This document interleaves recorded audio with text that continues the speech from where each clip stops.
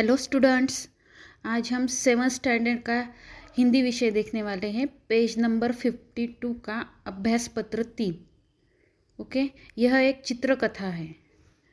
तो चित्रकथा में क्या दिया है कि चित्र वाचन करके अपने शब्दों में कहानी लिखो और उचित शीर्षक बताओ।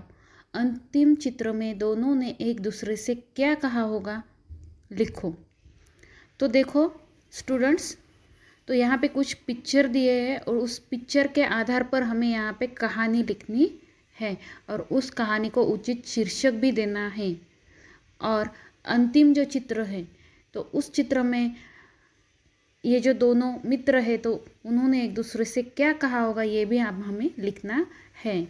तो देखो, पहला चित्र है। पहले चित्र में दो मित्र खाना खा रहे। सेकंड पिक्चर में वहाँ हमें भालू आता हुआ दिख रहा है। थर्ड पिक्चर में दोस्त पेड़ पर चढ़ गया है ना। तो दूसरा ज़मीन पे लेट गया है। तो इस तरह आपको इन सभी पिक्चर का ऑब्जर्वेशन करना है, निरीक्षण करना है और कहानी लिखनी है।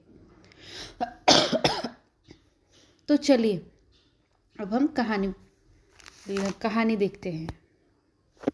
तो कहानी का शीर्षक हम लिखेंगे स्वार्थी मित्र। एक गांव में दो मित्र रहते थे। दोनों ने निश्चय किया था कि वे संकट के समय एक दूसरे की सहायता करेंगे। एक बार दोनों कहीं जा रहे थे। रास्ते में जंगल पड़ता था। लगातार चलने से दोनों थक गए थे और उनको भूख भी लगी थी। इसलिए छांव वाला पेड़ देखकर उसके नीचे वो खाना खाने बैठ गए। तभी उन्होंने एक भालू आते देखा। भालू को देखकर दोनों डर गए। एक मित्र दौड़कर पेड़ पर चढ़ गया। दूसरे मित्र को पेड़ पर चढ़ना नहीं आता था।